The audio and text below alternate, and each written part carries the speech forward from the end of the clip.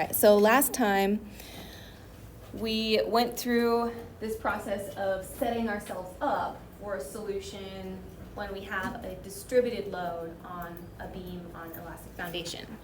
And so one comment I'd like to make on that before we move on is, in doing this, we assumed specifically a uniformly distributed load, right? If you had a non-uniform distributed load, so if Q varies with X, maybe it's a triangular distribution or something else, then in that scenario, that expression for Q of X would be just included in the integration, right? So it would be part of the integral. And of course, that would result in a more complicated solution. So in this class, we're going to keep things simple and only worry about uniform loads on beams on elastic foundations. All right, so now we've got an example. So we've got a uniform load on a beam and the foundation where the beam and foundation are both infinite in extent.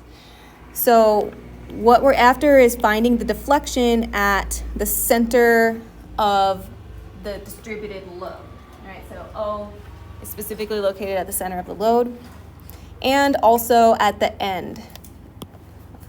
End, of course, cannot refer to the beam because it's an infinite beam. So end in this case refers to the end of the loading. So that would be point A or B. We're given a value for beta. We're assuming 0.1 per inch. And we are given the stiffness modulus of the foundation of 2,000 psi. And also the magnitude of the uniform load. So before we dive into the solution, there are just a few things that I'm going to point out. And we don't actually need the value that we're going to estimate or calculate here for the solution, but since beta is equal to 0.1 per inch, and we defined beta as k over 4 EI to the 1/4 power. Since we have a value for k, we can figure out the rough magnitude of the beam's rigidity, right, to get a sense. So this is really just kind of getting a feel for the problem. And as you do more and more problems like this, you would eventually establish, some intuition with regard to, do you have a very flexible beam on a stiff foundation, or is it the other way around? So here we're just going to say solve for EI. So that's k over 4 times 10 to the minus 4. That's including the value for beta there. And then plugging in for k, 2,000 psi over 4 times 10 to the minus 4. And that would be per inch to the 4th in the denominator. So that gives an EI value of 50 times 10 to the 4th. Units would be pound inch squared. So that magnitude would represent a pretty flexible beam on a soft foundation with significant loading.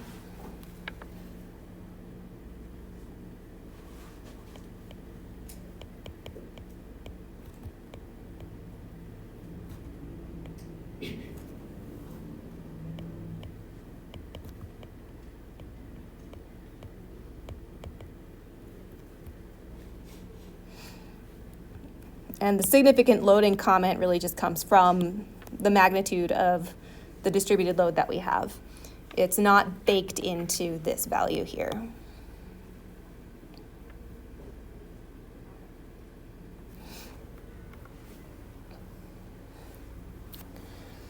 All right, so now diving into the actual solution. What we're after initially is the deflection at the center. All right, so at the center, First, we'll define the parameters lowercase a and b. And remember, those represent the distance from the point where we're calculating the deflection to either end of the loads. So in this case, since it's at the center, a and b are equal to each other, and they're both equal to 120 inches.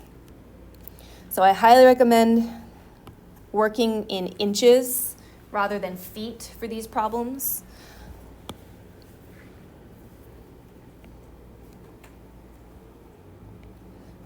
Because we defined beta as 1 per inch for English units and 1 per millimeter for metric units. So our beta A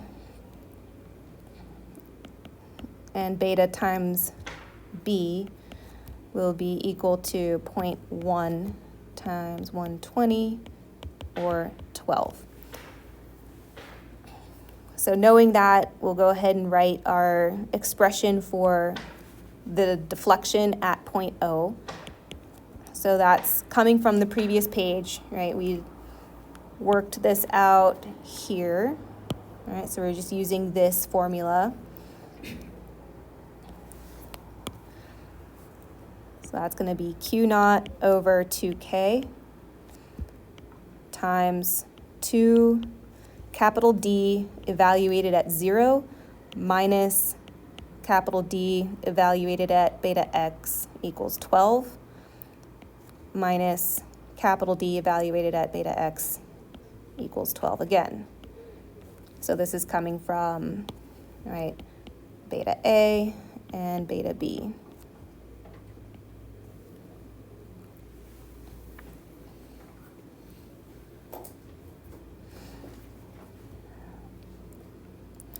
All right, so if we go back to that table,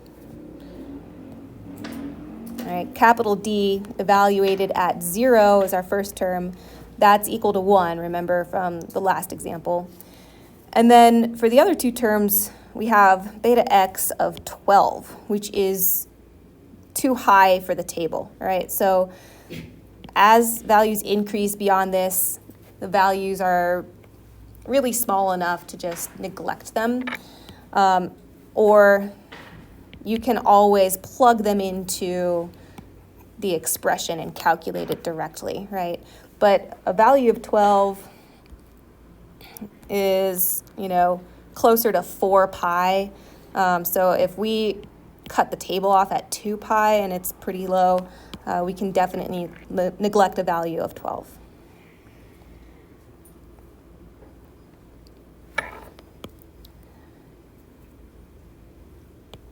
So we can say this simplifies to 1 and these both go to 0.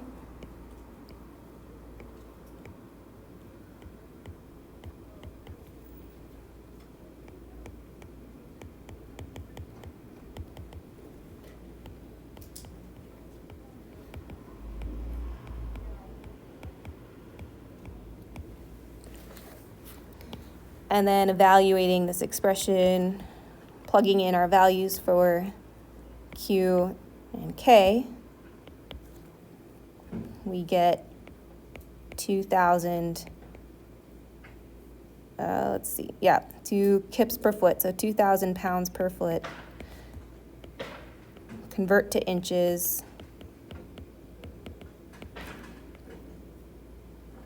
And then in the denominator, 200 PSI. So that gives us a vertical deflection of 0.833 inches at the center of the loading.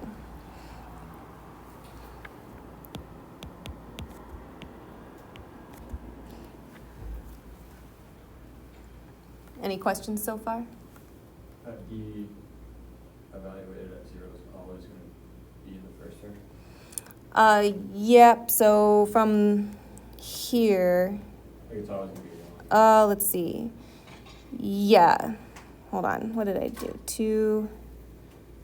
Yeah, so I guess what I did is I already simplified it here, so what I did down here was a little bit redundant, but yeah, because D evaluated at beta times 0 shows up twice from the integration, right, because we have 0 twice in the bounds, we'll always just end up with 2 at that first term. So yeah, so you don't have to write the D evaluated at 0 like I did here. You can just stick to the 2 when you're using that formula.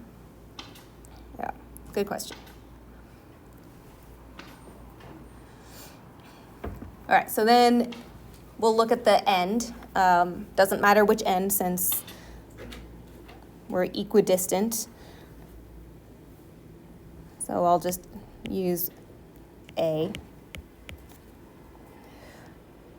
At the left end then, lowercase a is equal to 0, right, when we're evaluating the deflection at the end. And lowercase b would be 20 feet.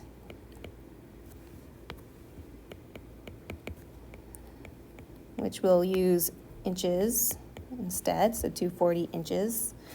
And again, for these evaluations, if your point is within the load distribution, it doesn't really matter how you assign A and B, so you could flip these if you wanted to.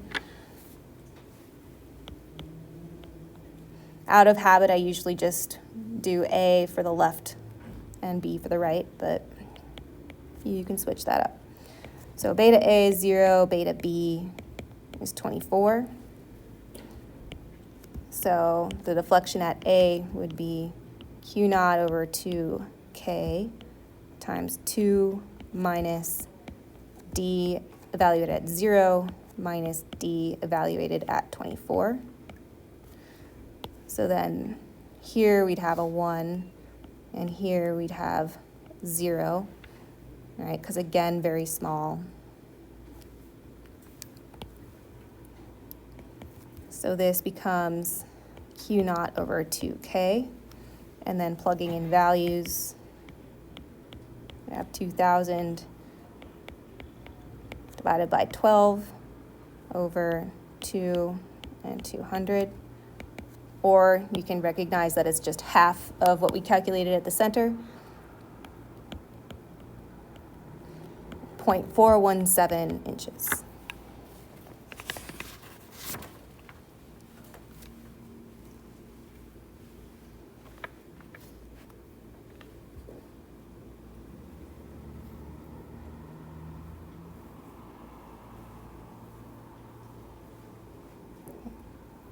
Good deal. All right, so next, we're gonna look for the stresses in the beam. So first, I'm going to remind you, right, recall that our relationship from moment to deflection is negative EI times the second derivative of deflection is equal to moment. So that will come into play here. Quick question. Yep. Are all these calculations for deflection, are they all based on that Winkler model of a Yes. foundation? Yeah, the Winkler model, which assumes independent elastic columns. Yep. Yeah, so we're just using the Winkler model for this class. The elastic solid model would be more complicated. Okay. Yeah, and not necessarily more accurate for soils. Right. So, Okay. yeah.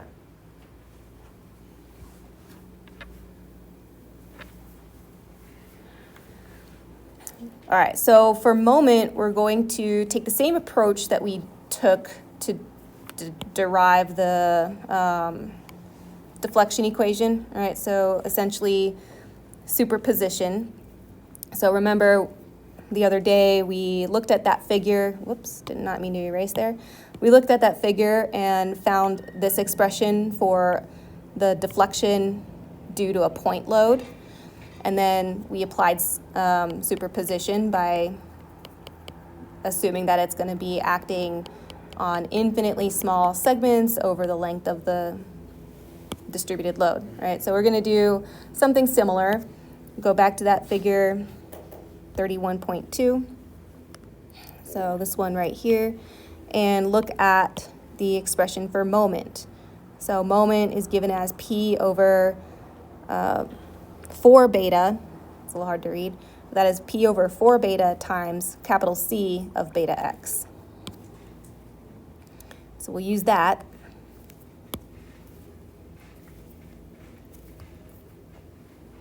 Okay.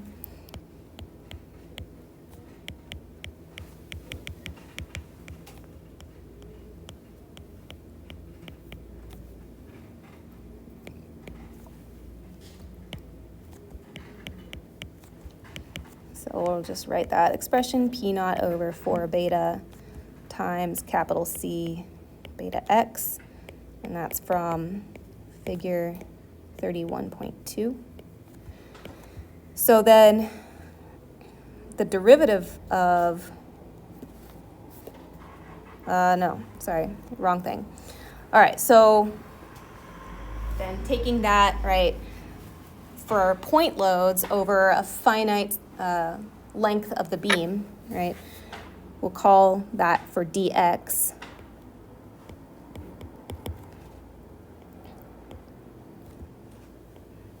The change in moment at a given point would then be q naught times dx substituted for p naught over 4 beta times c beta x. So then we can write moment at a point q would be q naught over 4 beta times the integral of c beta x dx, integrating over the length of the distributed load. That's equal to q naught over 4 beta times, in brackets, the integral from 0 to a of capital C beta x plus the other segment from 0 to b of capital C beta x. And we'll have the dx terms in there too.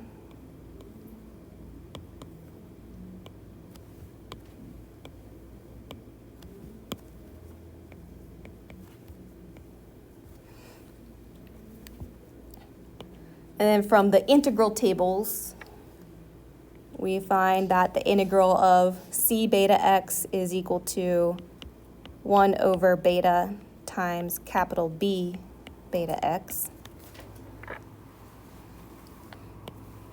So the moment at a point Q with a distributed load is equal to q naught over 4 beta squared times capital B evaluated at beta A plus capital B evaluated at beta times lowercase b. And this is simplified, right? So we will have terms for evaluating that integral at beta 0, but remember that unlike D, where the evaluation at 0 is 1, B evaluated at 0 is 0. Where's that table? All right, so B evaluated at beta x of 0 goes away.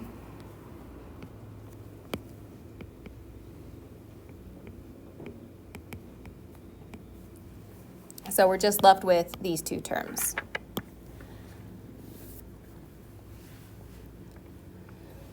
Now, if we apply this to our specific example,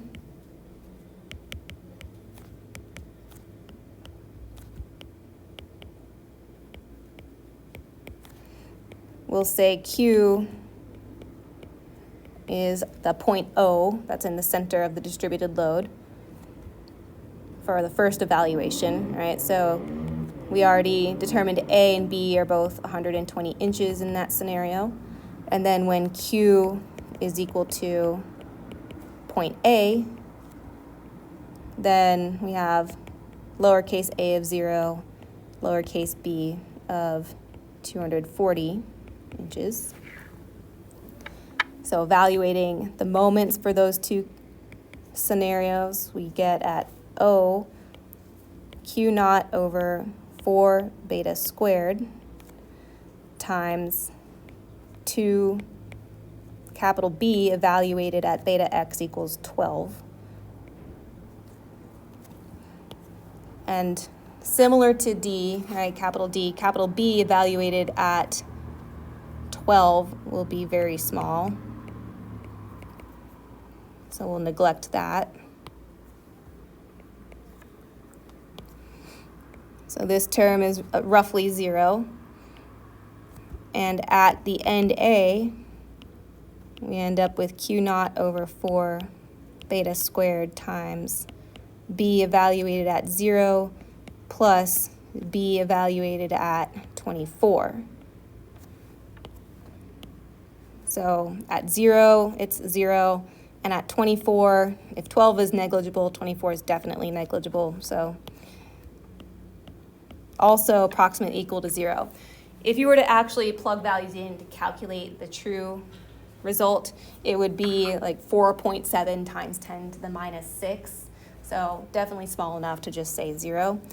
What that means is there's almost no moment at the center of the loading and also at the ends of the loading. But those 2 points miss something important, right? So the actual distribution is shown below with the pink line. And so what we can see is there's a spike in the moment of the beam immediately before and after the ends of the distributed load, right? And then it is 0 for much of that internal distributed load. And the values, if we were to calc this out, the maximum moment would be 1,343 pound-inches. So not negligible.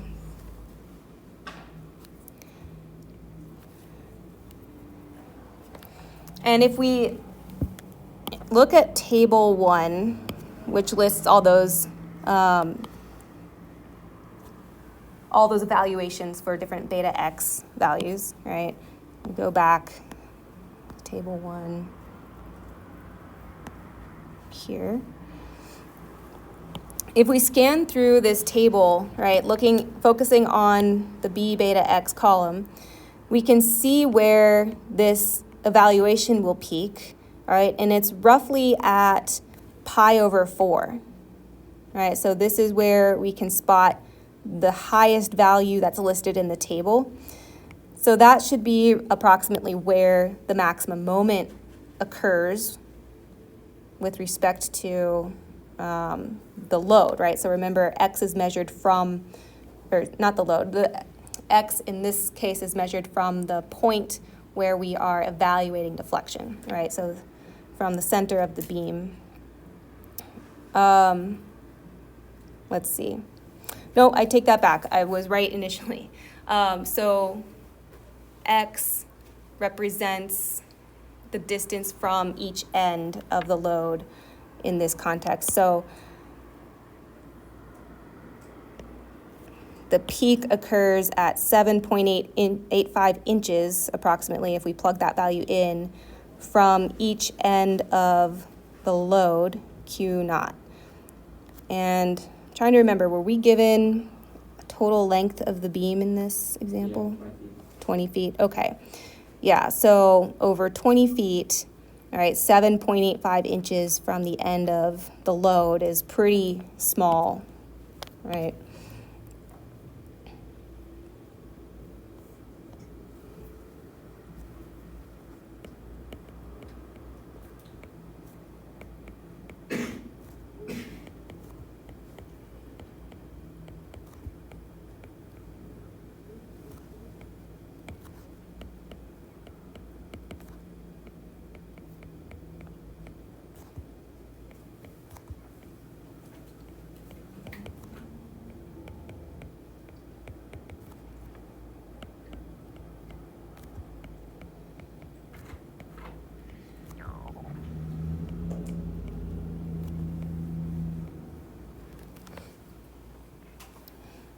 All right, so a few comments, observations on this. As we can see, there is significant variation in the moment distribution. The distribution of the response like this would also vary significantly for different values of beta. So you'll see that, you'll get a chance to investigate that in the homework, the last problem of homework 3. So we'll look at that in a moment. And then I'll have a final comment on the wavelength, but I'll write this stuff down first.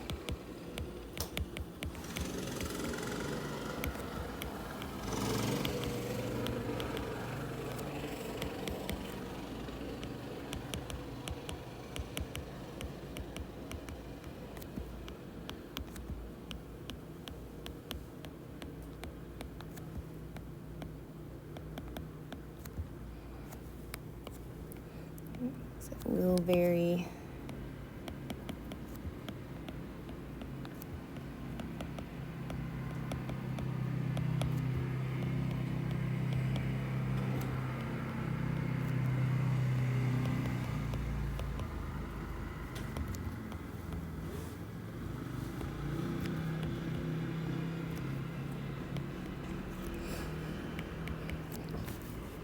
So then, regarding wavelength, usually one wavelength of response is sufficient for answers. And by that, I mean one wavelength beyond the loading of the response.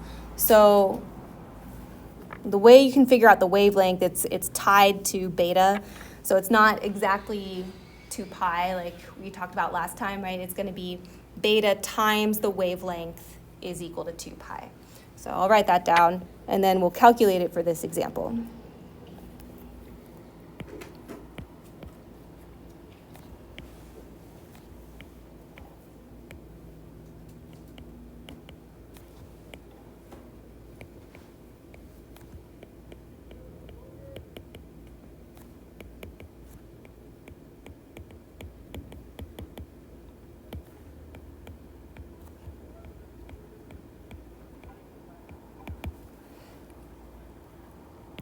So I'll say beta x is equal to,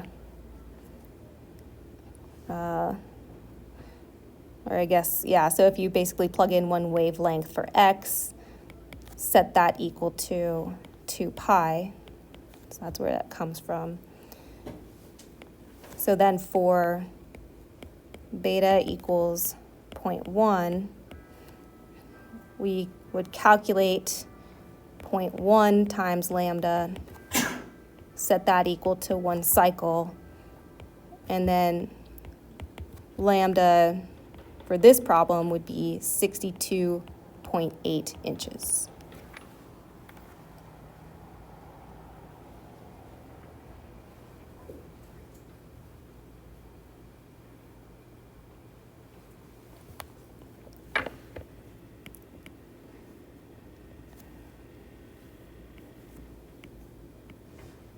I'll just note lambda represents wavelength in this example.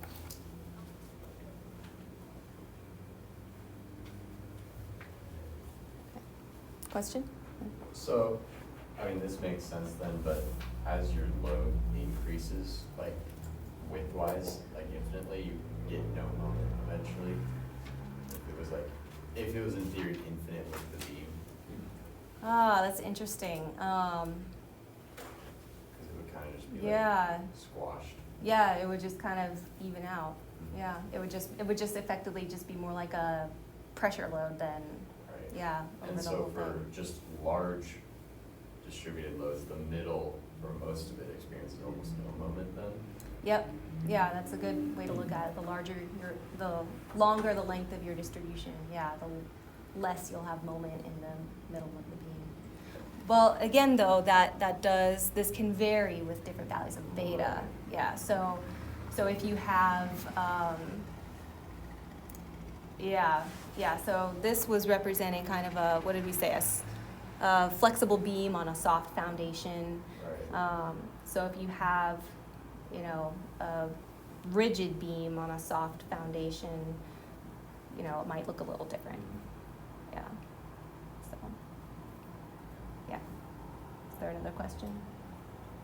Well, it's just weird to think, like physically, why that's the case. Like, there's no moment is Yeah. the distributed load. The moment only comes into play in that range where like it's transitioning from load to not load, or like from loaded to unloaded. Right, yeah, so it's that change that will cause flexure in the beam. So you can, if you think about, how that beam will deflect, and if it's, right, infinite, eventually way out here, there's gonna be no deflection, right? So coming in from no deflection, it would probably do something like that. Well, that's exaggerated, of course, but, right? So somewhere, right, you're gonna have, the beam will be, something like that. So towards the middle, there won't be much deflection. Or wait, no, that's not accurate, because what did we just calculated the deflection in the middle, didn't we? Okay, so I'm overthinking this. Deflection in the middle is greater. Yeah, the deflection in the middle is greater. Right, There's no less slope. curvature. Yeah, Yeah. Slope. less curvature. But if like the ends are infinite, then the entire, and the load is infinite, then the beam just deflects down and is consumed, but like the foundation consumes that moment, right? Because the foundation is elastic. So if Yeah. you have an infinite load, the ends aren't gonna have a lower deflection, so it's just kind of settling into whatever the foundation is, Yeah, the transition. Yeah, deflecting down. good. Is there ever like a setup of beam stiffness to the soil stiffness or whatever foundation is on, that it starts to act more like a simply supported beam where you're mowing in the middle? Or like, Not for an infinite beam, but maybe if you had a beam that was semi-infinite, for example. And I think that might be something that you look at in the homework. Let me look at that. Or no, is the homework an infinite beam? Yeah, okay, so your homework is an infinite beam problem. But yeah, if you had maybe a semi-infinite beam, then I would say potentially, yeah. Yeah, good questions.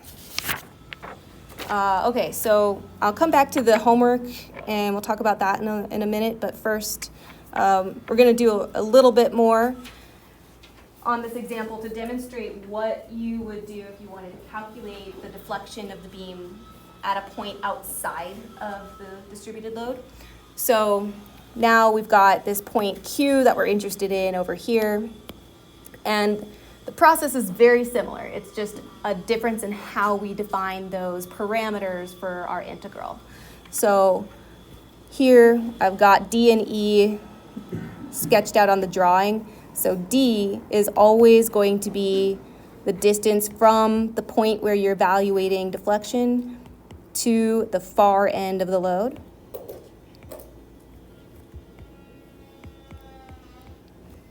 And E will be Q to the near end of the load.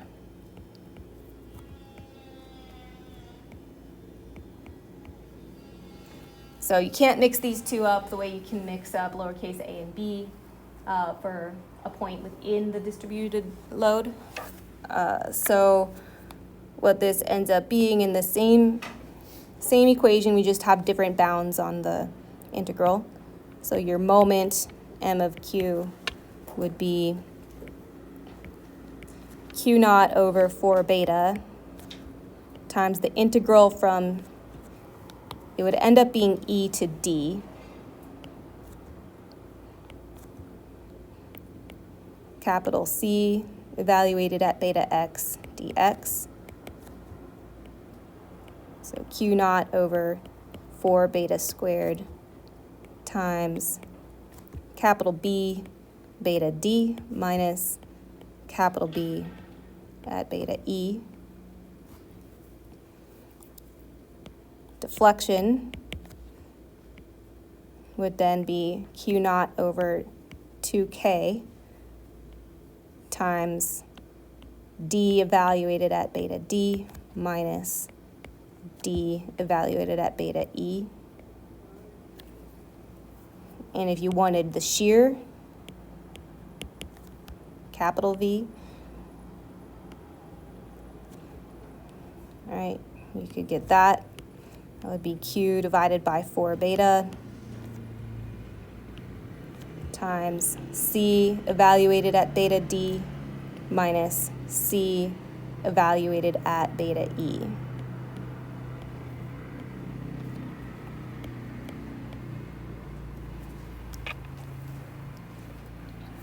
And you could get that equation either the same way we approached the moment and deflection by taking the value from that figure 31.2 for shear and then applying the superposition and integral, or you could go with the deflection equation and take the third derivative of that to get to shear, right? Or the moment equation and take the first derivative of that to get to shear. So you can verify that equation one of those ways if you want.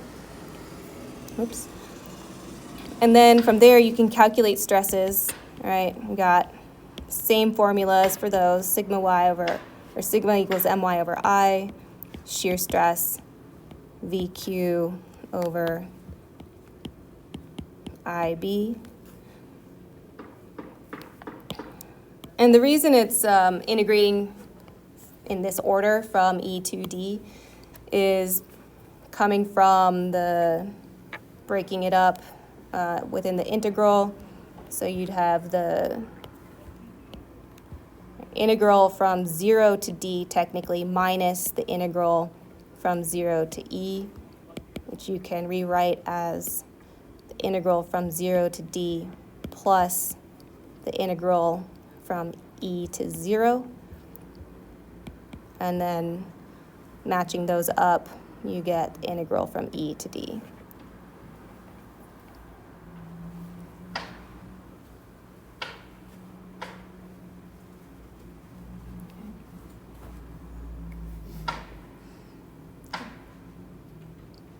Questions?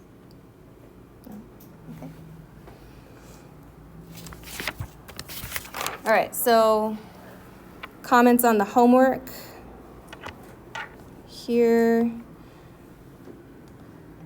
Let's see. I think we've already talked about these ones, right? So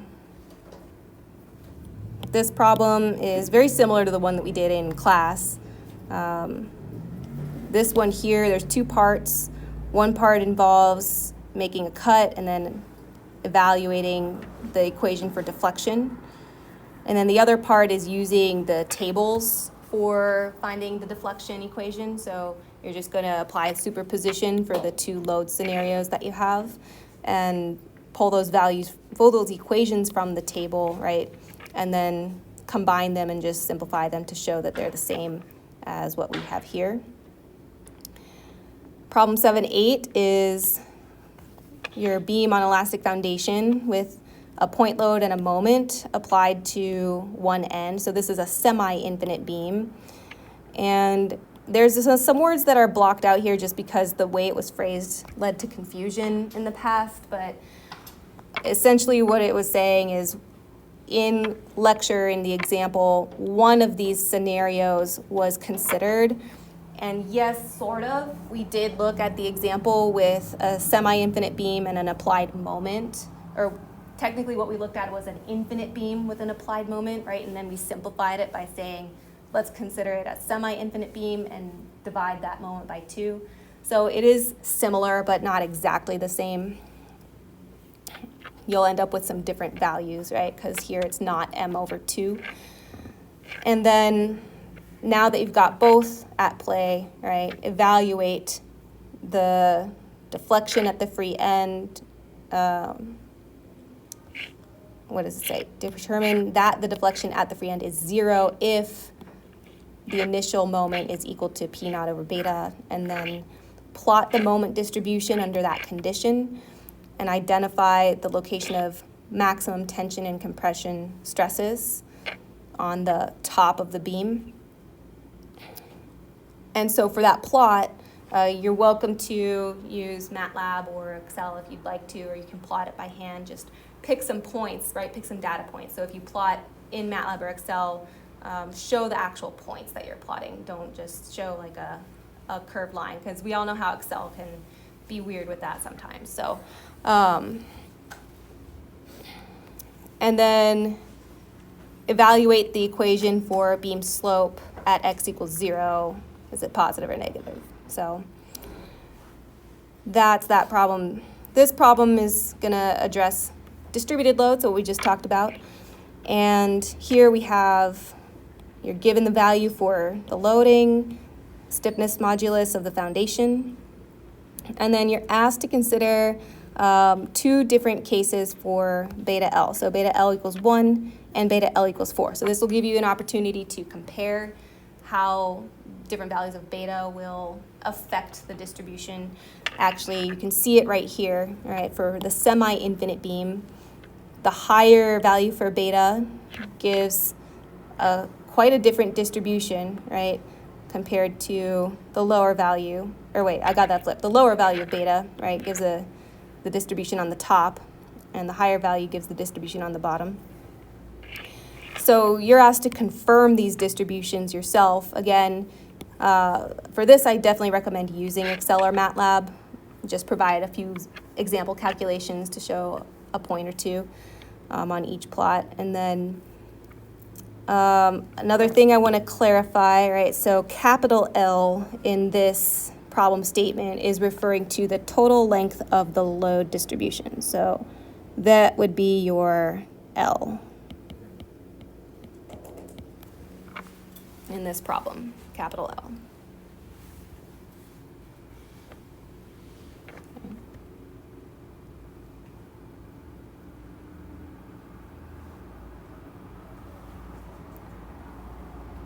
Oh yeah, and so this problem asks you to actually compute values at specific locations.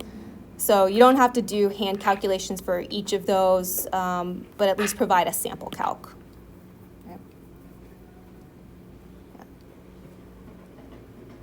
Questions? All right, well, I thought that I was going to have time to dive into finite element analysis today, but with 6 minutes left, I don't really want to start a completely new segment and topic. So we're a little bit behind schedule. That's okay. We'll catch up to it eventually. So, yeah. Yes? The EI value that you were saying is like a flexible beam and a soft foundation. How are you getting that from that number? Is it just that it's a lower number than usual? So, yeah, okay, so if we go back. Versus like a flexible beam on a hard foundation, what would the different numbers look? Great question. So we got that value by essentially by considering the ratio. All right, so remember we defined beta as the ratio essentially of the foundation stiffness to a factor of the beam stiffness, right? So, so with this value of beta, right, relatively low,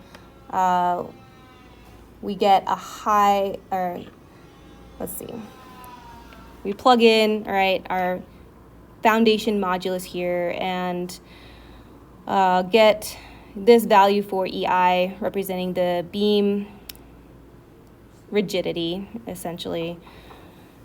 And so that, yeah, I guess that's a fair question. So that calculation, how do you know it's a flexible beam on a soft foundation rather than a rigid beam on a rigid foundation? Right. Yeah, so that just really just comes from seeing a bunch of different problems and being exposed to practice, different scenarios. So, yeah, I wouldn't expect you guys to interpret that based on what we've covered in class. Yeah. And it doesn't, the process doesn't change, right? If it's on a stiff, firm foundation. Well, I mean, at a certain point, if it's a firm foundation, then it doesn't make sense to use an elastic model. You would just use, constant support, right? You wouldn't treat the foundation as elastic in that case. But, there are certain levels of rigidity within that. So this one would represent a relatively soft foundation where, yeah, it could be stiffer and still considered elastic. Okay. Yeah. Yeah. If you have, in theory, you could have a stiff beam on a stiff foundation and still have the same data value, right? Because if the stiffness of the foundation Yeah. increases the numerator and then In theory, yeah, you could. Yeah, so yeah, you could increase the stiffness of the beam and the foundation proportionally so that you have the same beta value for different K and different EI. and that means your beam would have a similar response, even if the stiffness is increased, right? Mhm. Yeah, it would have a similar shape to its distribution. The magnitudes would be different. Yeah. Yeah, you guys have really, really good deep questions on this topic. That's the first time I've gotten such, such deep questions. So yeah, good job.